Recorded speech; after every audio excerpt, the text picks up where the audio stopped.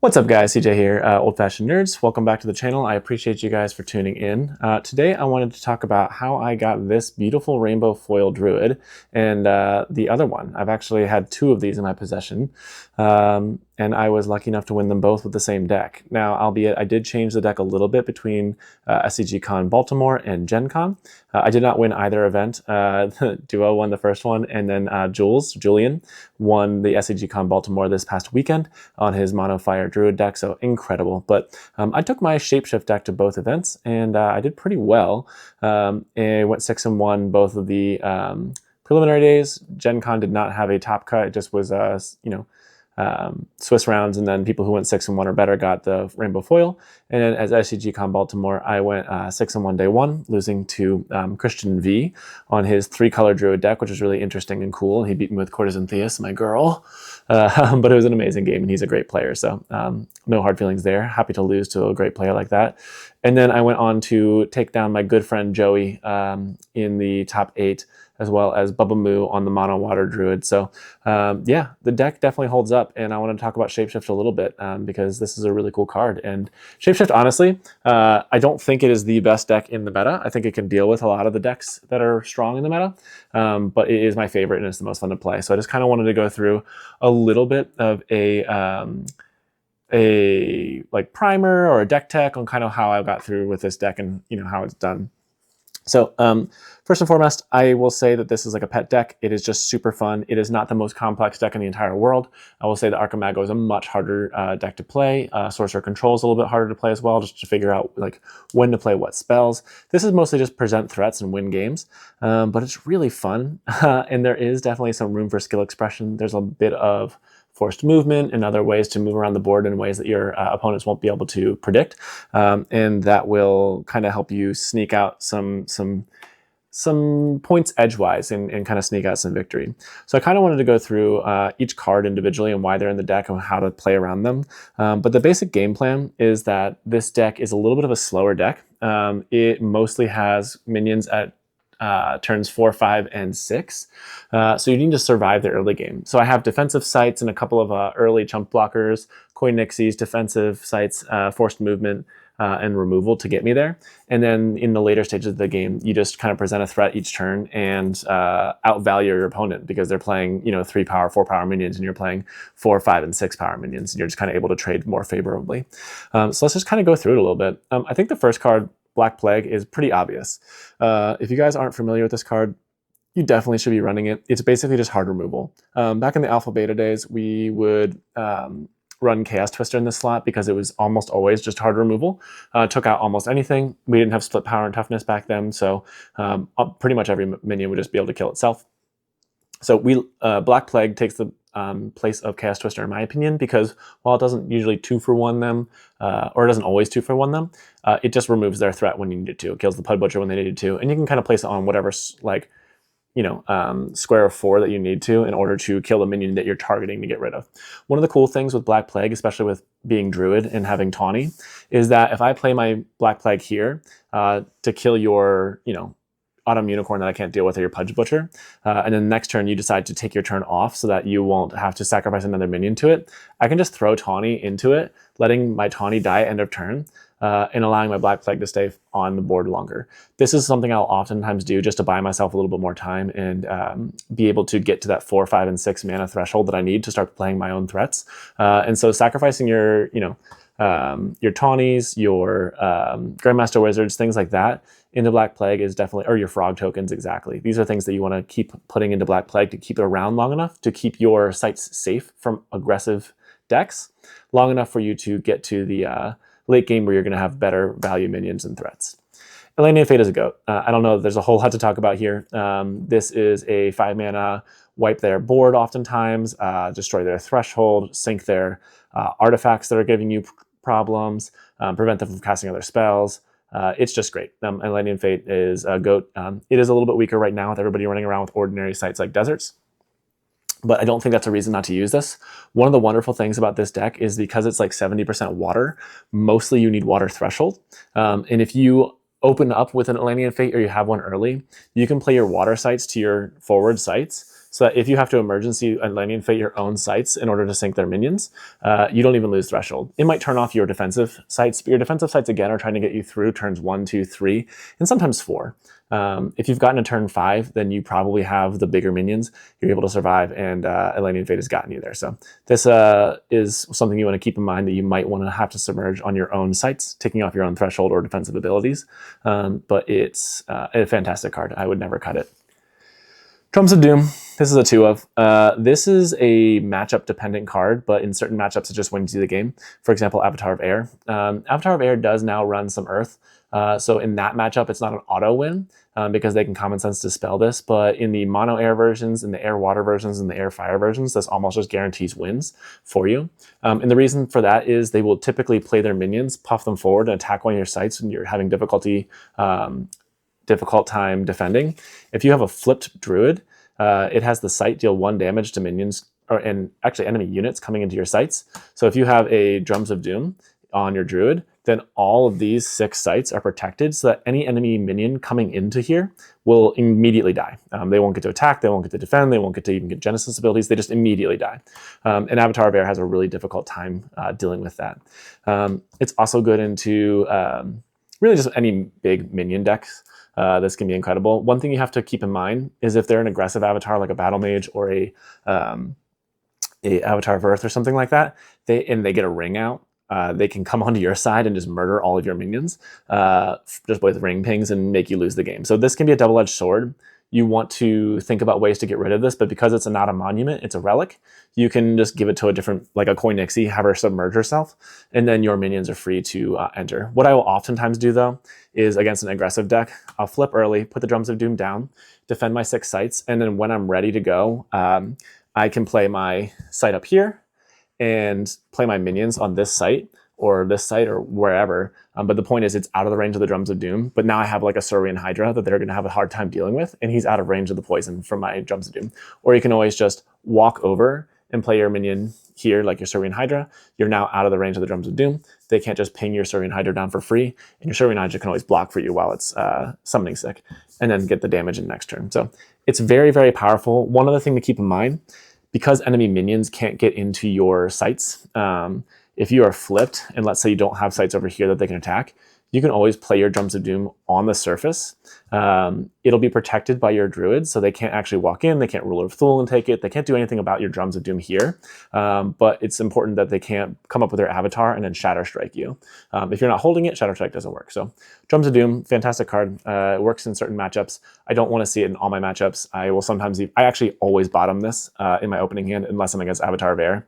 It works in basically every matchup, but it can bite you in the butt. I know if you guys have watched all of the streams that Sorcery has ever done, the Cornerstone in Baltimore, I did lose my game with a Drums of Doom out when my opponent just decided to do double trinket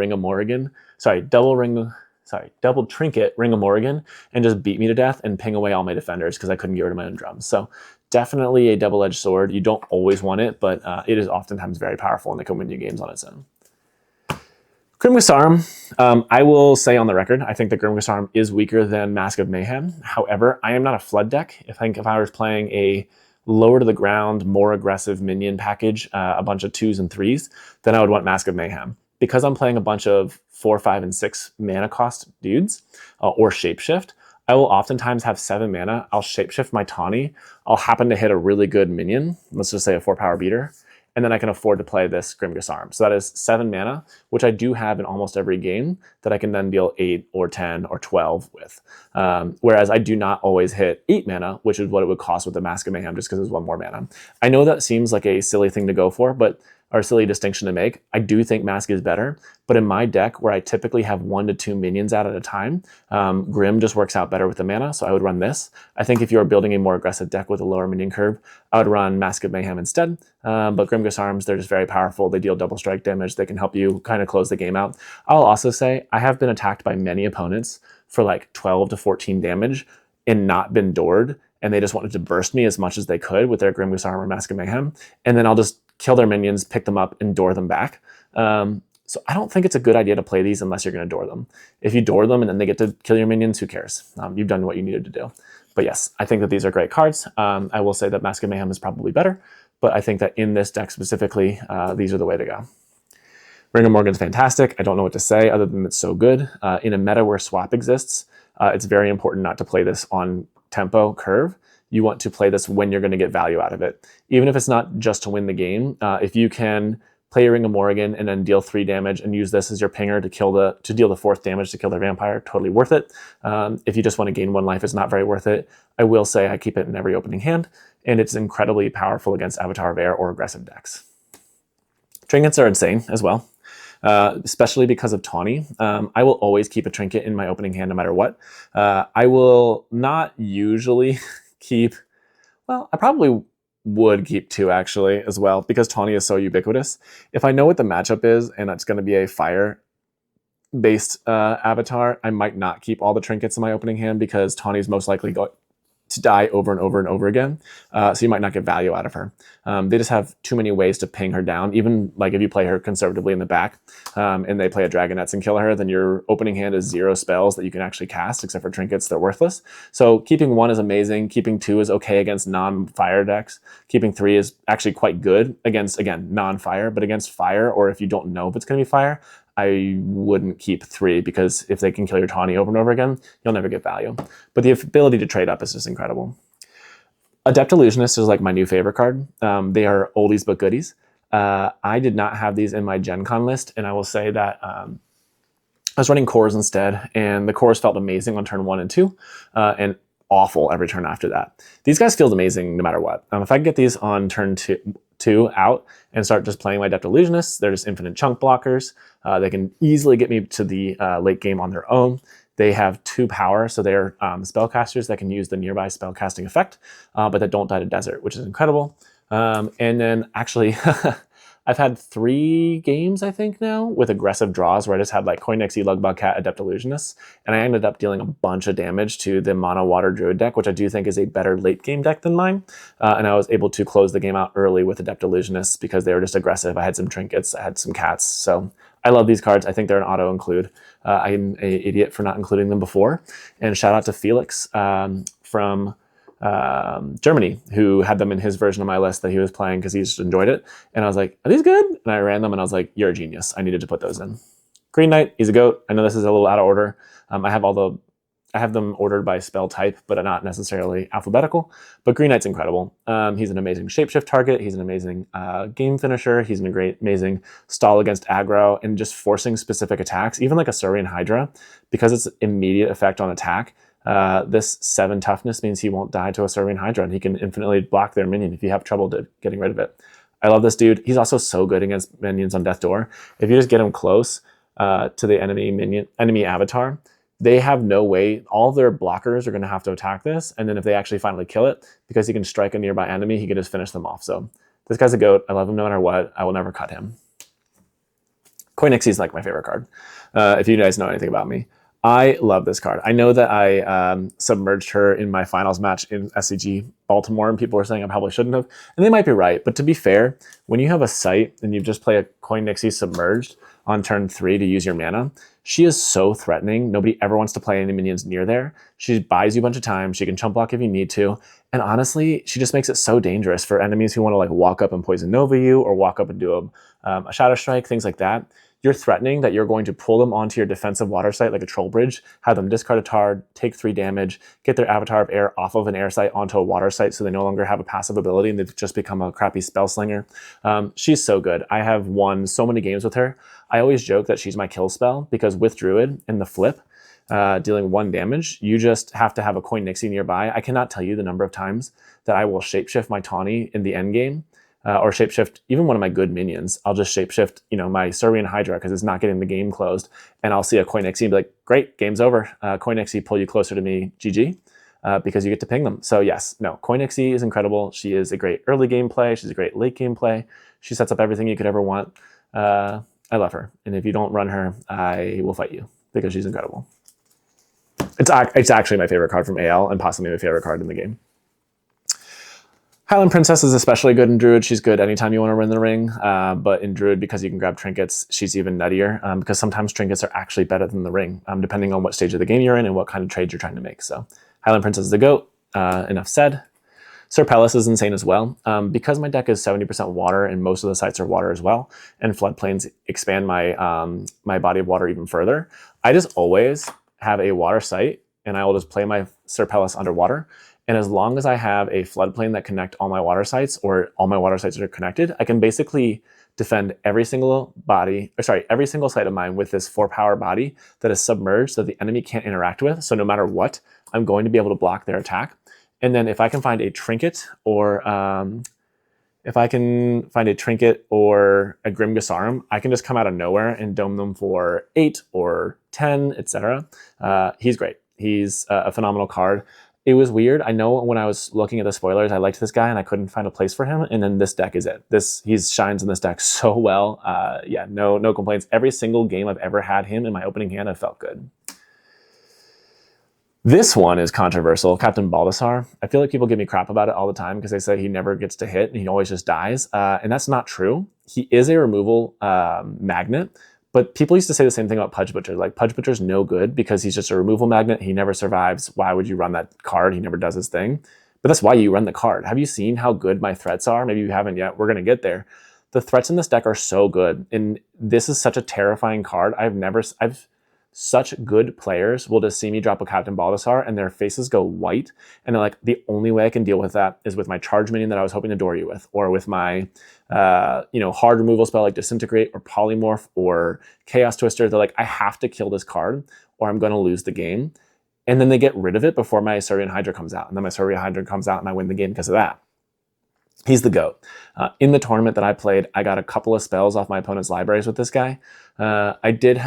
It was in my top 8 match. I think that he maybe didn't single-handedly win me the game. I think the ring did that. But Captain Baltasar came down, and Joey was threatening my life title very aggressively. I think he got me down to 6. And he had to spend his 4th or 5th turn playing a Gyre Hippogriffs and attacking this guy because he knew that, especially with my ring out, his deck is so low on the mana curve that I was getting at least 2 spells I could play off of him for 5 mana. That means 2 pings, killing one of his minions, gaining 2 life, and just going insane, and getting multiple bodies out with that. So overall, this dude's absolute GOAT. Sorry about the little blip there. I was messing with my camera settings and I messed something up, but we are back. So overall, Captain Baltasar, yes, he rarely gets to do his thing, but because he's such a removal target in such a threat-heavy deck, I think he's absolutely worth the include. Hounds of Honduras, I love these guys. They are a beast with Pond, which is great. I only run the 1 Pond. You could probably increase the Pond synergy. I'm more monster heavy than beast heavy, but I think these are fantastic. They're flyers, they have Submerge, they have Voidwalk, they have Burrowing. They're basically immune to all forms of hard removal, except for Polymorph, Disintegrate, Great Famines, those sorts of things. They are able to be killed by minions, but it's rare that that will happen. And they're just threats that are so difficult for people to deal with. One of the things that I think is underrated about these guys and that I love is this bottom ability that nearby enemies permanently lose stealth. Yes, that's cool against Morgana, but most importantly, with all the fire running around in the Steam, this nerfs Infiltrate. If you infiltrate my minion, I play a Hounds next to it, my minion's back to being mine because of the Infiltrate's errata, saying that it's the opponent's minion until it loses stealth. These guys force it to lose stealth, and it gets to be mine. One of the other cool plays that you can make with this that I have done more than once, but not all that often because it requires a very specific sequence, is I'll play out my Hounds and my opponent will infiltrate my Hounds, which it does not lose its own stealth, but Selfsame Simulacrum, which I guess I can talk about next, says maybe summon as a basic copy of a nearby minion. It doesn't say target. So I will just summon my Selfsame Simulacrum as a copy of this stealthed Hounds of Honduras. Then when he enters, the enemy loses stealth and my Hound becomes mine again. Because it does not say target, that makes this card totally worth the include, I think, almost on its own. But yes, Hounds are incredible. I love these guys. 4-power flyers means that you can block all the flying Avatar of Air minions. Burrowing and Submerge means that Archimago has a difficult time dealing with it. Voidwalk means that it's just a GOAT. I love this card. Selfsame Simulacrum is kind of a no-brainer. It is so good in a deck that is so heavy on threats. I highly recommend that you guys run these guys. Yes, sometimes they are a 4 mana 0 body when you don't have any minions, so people think that they're win more. But I've got a Druid, man. I just flip for my Druid, get myself a Bruin, get myself a second Bruin. And for 4 mana, I put 4 mana on a flipped ability. I have 8 power on the board. I cannot tell you how many times I have done like with 7 mana. I'll be like, all right, fine. I'll flip for Bruin. I'll get a new Bruin, and I'll grapple shot this Bruin. So yeah, Selfsame Simulacrum, absolutely fantastic. One thing to note: this is a Shapeshift deck, and you don't get Genesis abilities on Shapeshift. You replace a well, this isn't technically a Genesis, but it's kind of the similar effect. You're replacing a permanent that's already been on the board.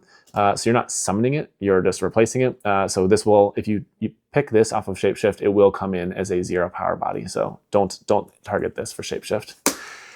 Speaking of Shapeshift duds, Grandmaster Wizard, similar thing. You don't get Genesis on Shapeshift, so do not select a Grandmaster Wizard when you Shapeshift your Tawny. You're not going to get to draw 3 cards. Apart from that downside, these are great. I'm in a water-heavy deck that does not have as enough card draw. Fire is getting Pact of the Devil and Morgana.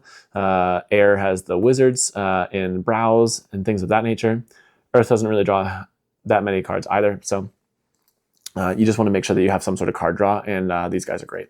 I'll always go late game, so I always feel happy drawing these. I never want to keep one in my opening hand, though, because it's a little bit greedy, and you need chump blockers. You need to survive to turn 6, so... Love Grandmaster Wizards. I've got myself a Grand Meowster Wizard somewhere. I can show you guys at the end. Dapple Vampire. I don't know if there's anything you really need to say. 5 mana, 4 power. They've got the life link, essentially, and because we have Grapple Shots and Whirling Blades, these guys can heal me for like 20 in one turn. I did heal for more than 20 in one turn this past weekend of the tournament because my opponent had multiple small minions on my side, and when I used my Whirling Blades when I Grapple Shot, Whirling Blades with my Dapple Vampire, it dealt, and I think I had a Grim Gassarin on him too. So I dealt 16 to his 2 minions and then hit him for another 8, healing for 24. So really powerful. Enough said. We love them. Saurian Hydra, these guys are busted. They're incredible off of Shapeshift. They're hard to deal with. Because I'm playing a water deck, bury effects don't really affect these guys until I'm already getting in for damage. So immune to non-lethal damage with the new rules change basically means that if you don't have exactly poison, or an effect that banishes, right? So Disintegrate, Poison Nova, Polymorph, the Drowning, the Burning, Drowning and Burrowing, those all deal with this. The Great Famine, the Black Plague, they'll deal with this. But any sort of damage-based removal, Lava Flow, minion attacks, Grapple Shot, Shatter Strikes, nothing deals with this. So these guys are so good. Even though they're like quote-unquote kind of vanilla 6 power bodies, they're just so hard to get rid of. They're incredible. Ruler of Thule. I love this card. He's very powerful. He wins games on his own. He allows you to get past defensive sites. I do not run Plague of Frogs. I know people love that card. I don't think it has room in this deck for that, but he's even better with that, so you've probably seen it with Steam. I don't know if there's much to say about this guy. He's fantastic. Vatten Dracanis, the 50th best card in my deck. This is the first card to get cut with Gothic. If I do play this deck in Gothic, although I think I'll change up the avatar and I'll just go with something different, but if I were to play Shapeshift in Gothic, I'd replace this with a Dormant Monstrosity in a heartbeat. This dude being 7 mana, 6 power, for a dude who doesn't have charge, and doesn't have other like insane abilities, just makes him not amazing. But I will say, I think I replaced a Sky Baron with this guy. A 7 mana modal Drown that is a little bit better than Drown is worth it. I will say I've never played him as a minion that won me the game. I have played him as a Drown that has won me the game on 3 different occasions. At Gencon and then with a practice game. I think he's stolen my opponent's ring by drowning them when they're trying to ping me for Death's Door. He has stolen my opponent's Grim Gassarum and then given it to a minion who didn't have Summoning Sickness, and then I doored them the next turn with it. So, and then he's just, drowned a scary Infernal Legion that I had no other way to deal with. So a modal drown that when you Shapeshift happens to be a body as well, not too bad. I will also say he gets bonus points because of the heavy water meta. If you get to Shapeshift into this guy and they've got like a tapped minion on their water site, you get to swing for 6 and then drown their minion, and that's just insane. But that is a high roll, not so much a thing you can count on. Mostly I think of him as a expensive drown that when I need a body off of Shapeshift, he is that. Lugbog Cat, we love. Nothing to say about Lugbog Cat that you don't already know. It's a fantastic card. It is aggressive, and it's an amazing blocker. It helps you survive those early turns immensely well. So, yep, we love Lugbog Cat. Withering Hero is only here for the fact that he's a 4-mana, 4-power flyer. His text has never come up in virtually any game, but a 4-mana, 4-power flyer is something that can block exceedingly well, and that's what you need off of a tower to survive the early turns. Sir Tom Thumb, all about that early game survival. He is a chump blocker forever, and he is a great unit to use with the Ring of Morgan as well. So we love Sir Tom Thumb. Also, the fact that he can be carried by any beast means that Tawny can deliver him to help deal extra damage. So like Tawny picking up Sir Tom Thumb, and then you get to swing at something for 3 and actually trade for 2 basically free minions is very powerful. So we love Sir Tom Thumb. Questing Beast I also like. This is the last minion in the deck. The fact that he's a stealth minion and I run Grimgris Arms to one-shot people is incredible. He's also a stealth minion who can block exceedingly well. I know in 2 tournament games against aggressive avatars, they came up with plans to disintegrate or polymorph whatever minion I played as a blocker and then try to hit me with their avatar. And Questing Beast completely foiled their plans. I got to block, deal a bunch of damage to them, and then they would disintegrate him after the fact, but then they wouldn't be able to attack me anymore. It's just, he's very powerful. Swaps are insane. These cards, especially in this deck, I haven't gone over the site lists, but spoiler alert, Bottomless Pit with Swap is just mean. The fact that you can play a Bottomless Pit, summon your Tawny, and then swap their Infernal Legion onto the Bottomless Pit, their Infernal Legion immediately dies, and my Tawny's in a better position. The fact that I'm running Koinix, well, all right, we'll talk about Bottomless Pit in a minute, but Swap is incredible for that reason. It's incredible for removing blockers. It's incredible for, like, if I want to put my Saurian Hydra or my Vatten Dracanis in a precarious position where they're like, I'll put them in the back right corner so that nothing they have can kill them like a Poison Nova, and then I'll just swap out their blocker and then just get in for a bunch of damage, submerge their dudes. Swap is so good for repositioning blockers, for removing threats with Bottomless Pit, for putting some of their more dangerous minions into their back corner, just so you're essentially taking them away from being able to hit your sites for like 4 more turns. And then the most important reason for Swap is being able to steal the Ring of Morrigan, or that new Dragon Lord thing that it gives you extra mana, or you can just take their P-Stone, their cores. Swap is so good. Also, being able to swap someone's Bruin away from them when they're counting on that to get them past that Death's Door turn. You just say, nope, he's no longer near you, and I'll just kill you for door. Yeah, you need to run Swap. I will rerunning 3 as soon as we get into 60-30, but for 50-30, I just didn't know if I had room for it. Mesmerism is a better infiltrate because of Tawny. It's a nearby minion, but Tawny can be basically anywhere. Adept Illusionist has the same thing. And it's better than infiltrate because if you, like, they play their minion, it's summoning sick, and you're like, cool, that's my minion now, Mesmerism, I'll immediately attack you because it has been in play since the start of your turn. It doesn't ever go back to them. They can't unstealth it and it goes back. This card's insane. And again, the deck is 70% water. Hitting 4 threshold is super easy. So yeah, one of the best cards in the deck. Polymorph is for those difficult to deal with threats, like Infernal Legions or the Saurian Hydras that are unkillable. This just is hard removal, and hard removal is so important in the game right now. Run 2 of them.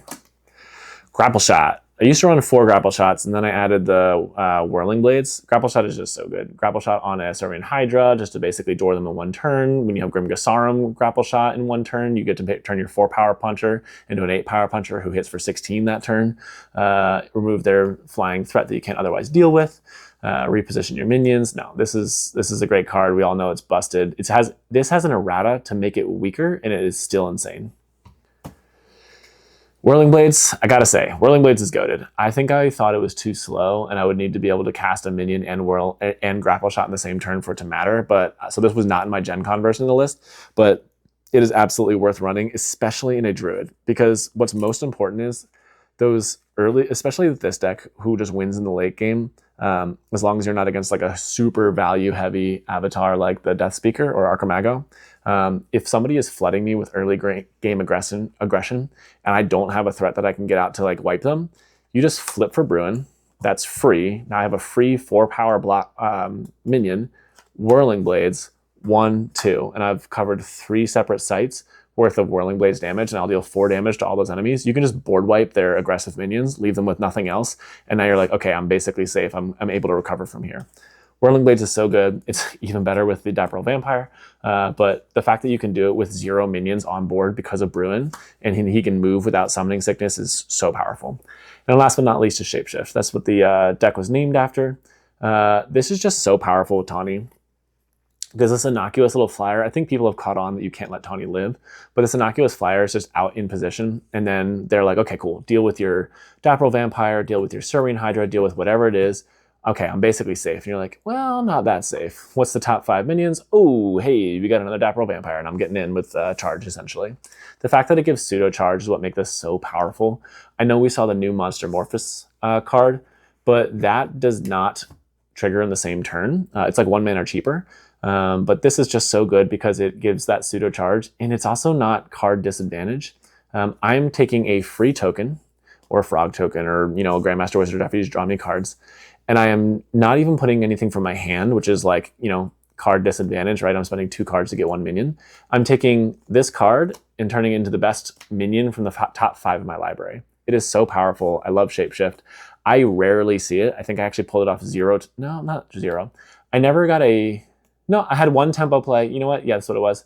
My last game of Swiss, I had a tempo play where I just shapeshifted Tawny and got a Serene Hydra, and I got to door Bubba Moo way before his deck got to come online. So yeah, no, that's exactly what you want to do with this, is just like turn 4, shapeshift Tawny, Serene Hydra, GG. But I will say more often than not, because it's only a 2 out of 50, you'll see it late game, and I'll just be shapeshifting, praying for a Koi Nixie, because it pulls my opponent closer to me, and then my Druid flip takes care of the rest. So. Oh, you know what? We have sites left. We should talk about those very briefly. This deck is mostly water with a little air, but I try to run almost 50-50 because you just need to have them. Bottomless Pit is so good with swap, so good with Koi Nixie, so good with forced movement, and so bad against Avatar of Air. Somehow, whenever I play against an Avatar of Air player, these are in my opening hand, I have to mulligan my sites instead of spells and just pray not to see them. So if your meta is heavy Avatar of Air, don't run these. But against every other deck, they're just so good. Like a person who's planning on just running charge minion after charge minion after charge minion into you, and you're just like turn 2 Bottomless Pit, good luck. Then they have to work themselves around, and you're like, don't even worry about it. I love that you played your site here, because Koi Nixie on top here, force your minion to come 1 step closer. I get to choose whether that's going to be this site or this site, and I'm going to choose this site every time, and this site is now just dead to you. Every time you try to come in, Bottomless Pit. Such a good card, unless you're against Avatar of Air, and then you're crying. Color Out of Space. It's a great card. It fixes my threshold. I will say, I'm no longer a huge fan of playing Color Out of Space as my first site. I would much rather play it here or here. Because with Drums of Doom, you want to keep your tight 6. You will oftentimes play to these sites, and then your Color Out of Space would be turned off. So I like Color Out of Space just 1 off, because then you get to have 1 void on the side that you don't have to turn off your own site. So it's no longer my turn 1 play, but it's usually my turn 2 or 3. I love this card. It's great in the opening hand. You just feel a lot safer about your threshold for the rest of the game. Floodplains are fantastic. Goodbye Root Spiders. Goodbye screwing up your Body of Water Sword Pellis. Goodbye having problems with Lugbug Cat. You can just play it. Well, I don't usually want to play it here because I usually want a defensive site here, but flooding their site and then putting your cat out there just seems great. So we love Floodplain. It also fixes your threshold. Love that. Place out of Floodplains. I got the Lone Tower. It's fancy foil. We love this guy. Having 1 of each tower feels really good in this deck because they're ordinary, so they don't get turned off with Atlantean Fate. Atlantean Fating my water sites doesn't matter. You're not screwing my threshold. And Atlantean Fate, a lot of my air threshold is ordinary, so it's safe. This just feels good, and it ramps you, and then you get to have like a turn 3 4-drop. So turn 3 Rule of Thule, turn 3 Witherwing Hero. It's very powerful. Sorry. Yeah, that's right. Perilous Bridge, again, the best card unless you're against Avatar of Air, and then you're like, no, why? Usually just play it right here, and then you just turn off their aggression for a while. We love it. We have plenty of flyers, and honestly, by the time that I want to be playing my threats, I've been playing to the sides, and so is my opponent, and I just don't play them in the center site. One thing to remember, though, is you can't grapple shot over Perilous Bridge with a non-flyer, so flipping for Bruin and grapple shotting their Avatar is not a viable play with Perilous Bridge. I lost again to Joffrey because of that foolish mistake on my part. Dark Tower, we got 1 of each of the towers, and damn, does Truitt, or not Truitt, sorry. This is Atlas Thorn. So Atlas Thorn did a great job with these altars, alternate arts. The 1 Pond, I love Pond. I would run more if we had more sites. I don't run that many beasts. I think it's just the Lugbog Cats and the Hounds of Honduras. And the Questing Beast. So it's worth playing, but it's not worth playing the 3 the set of 3 because it's just not really my game plan. I'm not trying to like cheat out early dudes to win fast. I'm trying to cheat out early dudes to like save my life, and I have other defensive sites for that reason. So 1 pawn, 3 troll bridge. These are more along the lines of keeping me alive, playing them in the front. And honestly, with Tawny, Coin Nixie, Forced Movement, and other like Sertan Thumb blockers, forcing them into your site, normally like an Autumn Unicorn's like, I don't care, I'll just take the 3. But because I can like do it on my turn, say, okay, force you into my site or undertow you into my site, do you take the 3? And if they're like, yes, I'm like, great, Tawny trades. I just traded my free token for your 4 power blocker or attacker. Great. And if not, I got you to discard cards. Yeah, these guys are like card advantage in sites. They're so good.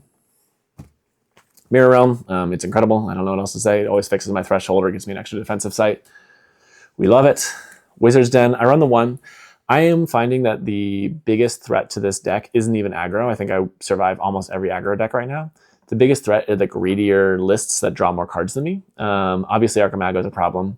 The Sorcerer, Earth Fire, that just double draws all the time. Not the aggro version, that's pretty easy, but the one that goes big. They get big threats that are on par with my big threats, and they draw more cards than me. So any way to eke out a little extra card advantage is a way that's I'm feeling good. I don't like it in my opening hand unless I have a floodplain and an air site, because floodplain can give me 2 water, 1 air.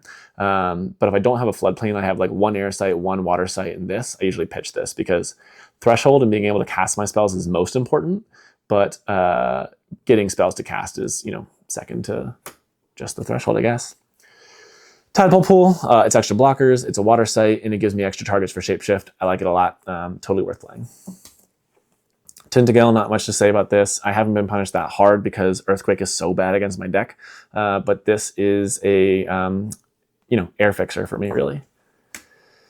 Last of the Towers, just beautiful. Good job, Atlas Thorn.